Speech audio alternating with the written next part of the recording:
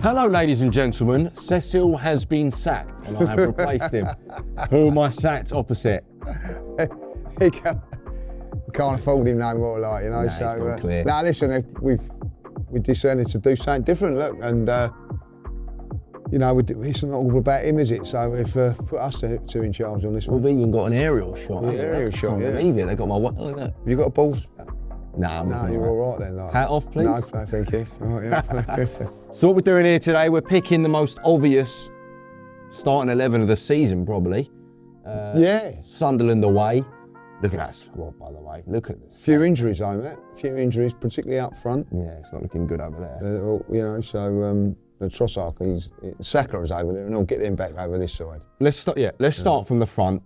He's injured as well. Yeah. Put him over on the injured list. Yeah. Bring old Saka over. Yeah, let's make our own little list.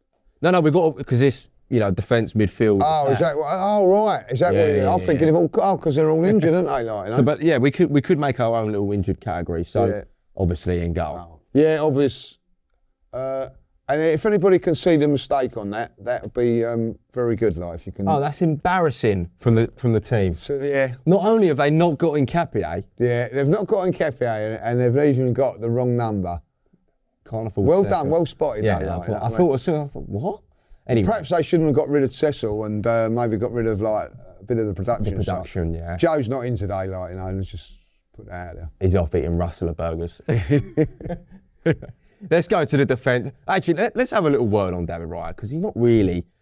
I mean, you could basically put him up there, couldn't you? And just he's having a lot to do. But I think that's a big plus for him. Like, you know, concentration levels. You've got to be right, spot on, and he is. So I think that's it's a shoe-in, isn't it? Really, for him there. It's a shame, innit? In Prague. Basically the last kick of the game, they got a shot on target. You saw when he caught it, he was fuming a little bit. I think he likes to have something to do with his hands, doesn't he? Like, no, he didn't look happy. He didn't look happy. No, he didn't. Anyway, David Raya, best keeper in Europe, in my opinion. Yeah, even at this moment in time, can't argue that, Matt. And also his distribution, world class. Everything's improved. World class. Everything's improved. Let's go right back. Right back, Julian Timber. Julian. Julian. Well, yeah. I don't know why I said that. Probably, he's in your head. Probably the best right back in Europe. I think he is now. I think he is. I think he's just getting better and better. And, you know, like, I do worry about him playing all the time, but he seems to, every game he plays, he just continues to keep going, doesn't he? Like, you know, the levels that he's producing consistently are sensational. Minimum 8 out of 10 every week, yeah. I'll give him a 7 this week. What's quite remarkable is he done his ACL. Yeah. And he imagine how good he would. Can you improve? I don't know. I've never seen it. Some people get these injuries and they come back, get injury. Yeah. He's just been a machine. Yeah. Unbelievable. And also, he's a big believer in God. I think God's maybe had a bit of a say on his comeback as well. Right. He likes to, you know, when the chips are down, he still believes. And that might have brought him back, you know. He's just, I think, maybe on par with someone who I'll mention later on, I think he's probably been our best player this season. He's up there. Let's go with the 2 CBs. 2 CBs? We're going to argue with these ones, are we? God, really, can you? Yeah, number 2. And our wall at the back. Best partnership in the Premier League at the moment. I think... Unless if you're a Spurs fan, they think it's another couple. No, they don't actually believe that, do they? I do well, you know. They are a deluded club. These two. Been sensational. Just unbelievable. Yeah. And I don't know who's the better one at this moment in time, if I'll be honest. Do you know what? They've got different attributes, I know that. But if you was...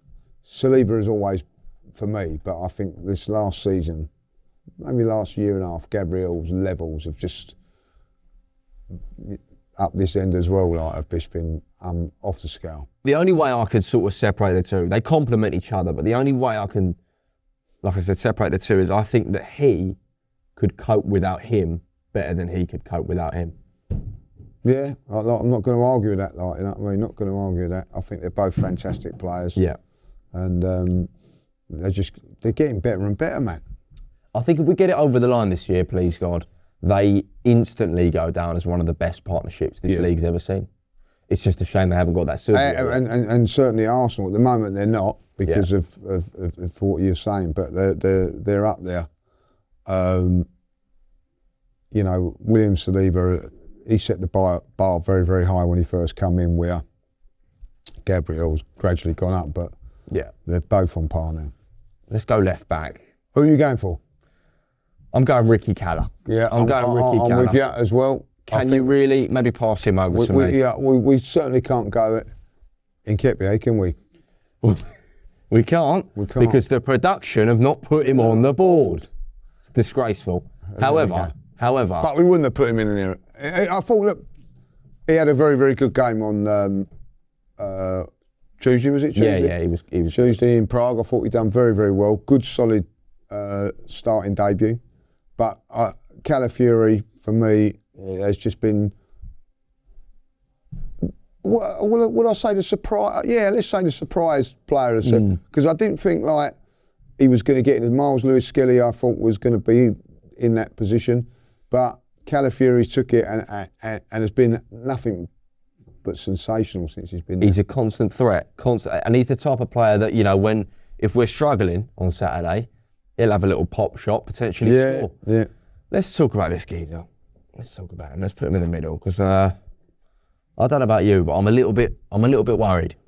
I said this in Prague, especially when he wasn't in the team in Prague, so he's now become third choice. Yeah, if you put it, yeah. And he had one of the most outstanding games I've ever seen against Atletico Madrid. And oh my God, he was unbelievable. Unbelievable. And from that, he's not got a starting berth since. You know what I mean? Like, all right, he played against Brighton. Like, I thought he would have played in this Champions League game. But maybe like Nketiah gets the nod because he needs to get up with speed and all that. But I think if they're going to go with him two as the left backs here, there's a role for him in the middle, and I'm glad you put him in the middle. Well, I hope there is, because we know Lewis-Skelly, I mean, his debut season blew us all away. I didn't even know who he was before that. Yeah. And he came in and he was sort of instantly like a bit of a cult hero. That game against Spurs, he got the crowd and the fans on his side, giving it the big, and showed that he was a proper, you know, a fan of the club playing. It was a bit like a really good Carl Jenkinson, no disrespect to Jenko, but how many games did he play? So much last year? Yeah, he played so much last season. But listen, the other thing is, and I will say this, he's only 19 now. Like, you know, he's got plenty of time. I do think if there could be some midfield movement for him at the moment, even though that, you know, people go, oh well, I haven't seen that. But there's definitely a place for him in the team. Maybe not at this moment in time, but definitely the future is still bright for. What worries me about him is there's a lot of top teams that I think would take him in a heartbeat. Well, of course, you know what I mean. Like, but he's under contract, no problems. Let's go with a midfield. Let's go with a pivot to start off. My player, inevitable pivot. I think he's been unbelievable for us this season. Agreed. The way he controls games and all that. Look, you know, Thomas Partey, I thought was going to be a massive, massive loss for us.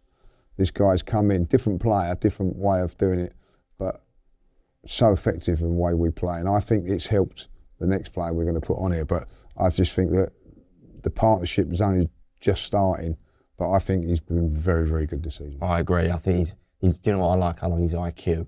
He's very clever. Yeah. He knows when to slow it down and he knows when to speed it up. Yeah. And every so often he'll also whip one in. Yeah. He's got everything. He does have everything. He's good in the air, weirdly, as well. He's better than what I thought he was going to be. If I've been really honest, I thought, you know, people going about he's good, and I watched him for Spain a few times. I thought, yeah, he's good. But since he's come to Arsenal, you get to see him a little more and more and more. I just think he's a top player. This game in particular, though, Sunderland, this is where you learn a lot about players like Zubimendi. Because Zubimendi, you know, on a sunny day at the Emirates, you know what you're going to get. He's going to be quality. When the going gets tough at the stadium, and they're roaring and their players are onto us, what's he got in the lock-up? Yeah, and every game so far he's not let us down. I thought Burnley was a test for him. I agree. Colours. I'll play devil's advocate a little bit. I think he struggled at Anfield a lot at Anfield. Don't think he was particularly great at Old Trafford, and also City at home, you know, against these top midfielders, the aggressive midfielders. He struggled a little bit, but he's been borderline world class for me. He's coming under his own. Our best player, in my opinion. At the moment, without a doubt. The best midfielder. All-round midfielder. On the planet. Declan Oh, Rice. on the planet. I think he's the best on the planet. I said it in the player ratings after Burnley. There's literally nothing he can't do. What can't he do? Tell me what can't he do? Well, I don't know if he's any good at tennis or snooker, but I imagine that he is. He probably is. I imagine that he is. I think he's half decent at golf. He's Yeah. one of those blokes, if he's your mate, you love him. Yeah. But he'll irritate you because he's just good at all sports and good at everything, like, you know what I mean? Yeah. I bet he's good at table tennis, darts. Probably good at FIFA as well. Yeah, it's just, you know what I mean? It's just... I know what you mean. One of them guys, just You know what I mean? anything he starts, he's just His unbelievable. performance against Burnley was outstanding, by the way. And I'll tell you what, I was really impressed with his performance in Prague because he was on that booking and the way he managed the game and played through the game without excelling himself stupidly was fantastic. He's so clever. Do you know what he's so good at? He's so good at using his body in the right way. Yeah. Like the legs that he's got on him, he's got like horse legs, like tree trunks, but he's so quick and he's so fit and he never sort of runs out of energy and he's I can't really describe it. I don't He's know if one I'm of those clever players, if you played against him, you'd think like, I can get him. Yeah. Because he's like not massively muscly or whatever, like, you know what I mean? But he's deceptively so strong. So strong, and the balance. So strong. He's just an impeccable athlete. It's very funny, he actually got released from Chelsea for being too small. Yeah, unbelievable. There you go. Pathetic scouting. So let's put him in the pivot here. Yeah, I think they're more of a pivot, but like, you know, he's up and down here, like, you know what I mean? So now this is an interesting one. Who are you going for? Shall I take him? You know, and feel free to say why. Are you in agreement with me? I'm 50-50 on this one. I'm going to be really honest. I don't think he's blown me away this season, but he's had good moments. That's the thing with him. He's a moments. Look, I think Eze's world class. I think he starts for most teams in the world. I think that he's sort of in the process of realising that he isn't the main man anymore, and he has been for the last 5 years. Also, he's coming up he's coming up against a lot of low blocks, which he wasn't at Palace. Yeah. And he's still adapting. We know what he's about. We know what he's got in the So do you think he deserves to play in front of, say, Wanyeri at this moment in time? I do. I like Wanyeri, and there's nothing I can say bad about him. But what did we sign Eze for? Did we sign Eze from to sit on the bench? No. But he's got to start getting a little bit better, if I'll be honest. Better or work a little bit harder? No. Like, people go on about his work rate and that. I just think, like, you know, I thought he was okay against Burnley. He's okay. But to get into this team and to play in this team, you've got to be better than okay. That was all right a couple of seasons ago.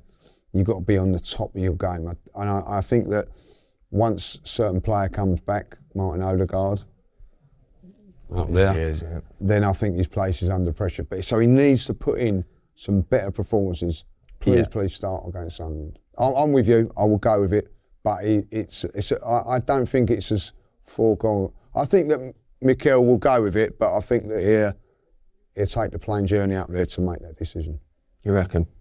Yeah, I want to see him starting, and I want to see a little bit of Eze magic, which we know that he's got in the locker.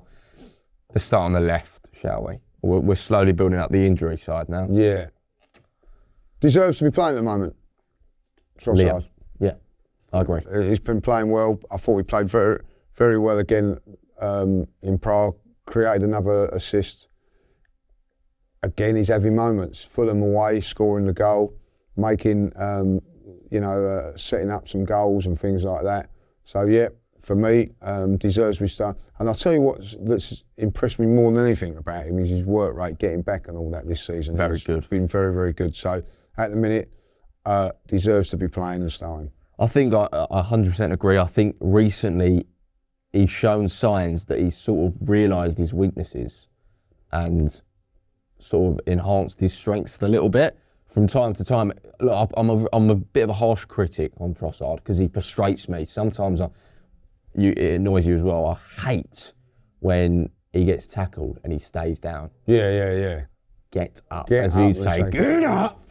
That really frustrates me about him. But he's an unbelievable footballer. I think he's actually one of the best technical players that we've got in the whole Ball squad. retention is very good when he keeps the ball. I think they're going to nick it off him and he just puts it across the... Yeah. Very, very intelligent footballer. Very intelligent. I think sometimes he waits a little bit too long to release it. Maybe. But I perfect cross for the goal on Tuesday. And listen, I think he deserves to be in the team at this moment in time. Yeah, and he ain't got much choice. That's very true. I suppose you could, in theory, stick him on the right, maybe him on the left. But listen, Wanyeri has played wide, but I don't. Max Downman is another option, but for me, Miles Lewis-Skelly's an option that can play there. Yeah, but I don't know about that, but yeah. I think if we're winning, that may happen. But no, Trossard for me. Trossard for me as well. Let's go. Skipper. Will he be the skipper? Yeah. Yeah. He probably will be, won't he? Yeah. Sir Bukayo, MBE. Talk to me about Saka. I thought he was not back to his best, but I thought he was very, very good in the first half on Tuesday night. Good penalty. Not nowhere near at the standards that he has been over the last few seasons, but still very, very good and still our best player. I know, like Declan Rice, like different sort of. He's more of a match winner. Yeah. Go on, sorry. I felt that on Saturday against Burnley there was moments, and I think that if he's managed properly, we're going to get the best out of him. And at the moment, we're needing him, and he's. I don't think he's 100% fit. I don't think he's anywhere near fit. That's what I'm saying about managing him properly. I don't know if he should have started against Prague. I don't know if that's necessary. He's playing too many games. I was watching it. I wasn't there, but I can't remember how many they said. But since he's made his debut, he's on track to be Arsenal's most top appearance maker in Premier League history. Soon. He's played so many games. Every game, 90 minutes. Yeah. It's and it worries me a little bit because I've noticed that. Players like Theo Walcott, Wayne Rooney, they start at such a young age and they plummet early doors. Yeah. I don't want him till he's 40. The thing is, I think he's one of these players that doesn't rely on explosive pace. He's got pace, but it's not his go-to weapon where it is for certain other players. I think he's got all the skill. He can drop in. I think eventually he can go in there when he's a little bit older and whatever. Agreed. So I just think that at the end of the day, let the club know what they're doing with him. And I'd love to see Madueke fit now because you could be taking him off after 70 minutes every game. And him, and then getting other players. But this minute is you're dead right. He's playing 90 minutes, which is a bit of a worry. Yeah, but like you say, he's our best player, and I think we rely on him more than anyone to come up with something out of nothing. I love him so much. Go with a striker. Can't really beat. Where is he? He's in the midfield. He's in the midfield. He's done an outstanding job for us. I think now we can just sort of completely. Let's touch on this before we talk about Marino. How unbelievable is it? All of these lot can be out, and we're still sort of comfortable. Yeah.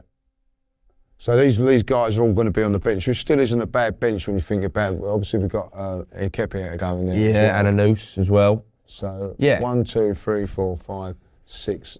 It's not with all of those players out. Yeah. It's not a scary bench, but it's not a bench. It's still got two very, very solid defenders here. You can put Miles Lewis-Skelly as a midfield option with Norgard. Ethan would probably be the one that will come on in the front three, and Max Downman as well. It is a bit of a worry that we've got too many options out there. What is that all about? What do you reckon it is? Do you reckon the facilities at the sober might be maybe the grass a bit too thin? Well, I don't know really. You know what I mean? You think about Gabriel Martinelli. Talk about him. He's been rotated with Trossard. Quite I'd say it's not being overplayed. Yeah. With him there, Gyökeres, you could go down that route that he's been played every single game. Martin Odegaard's just been unlucky with injuries.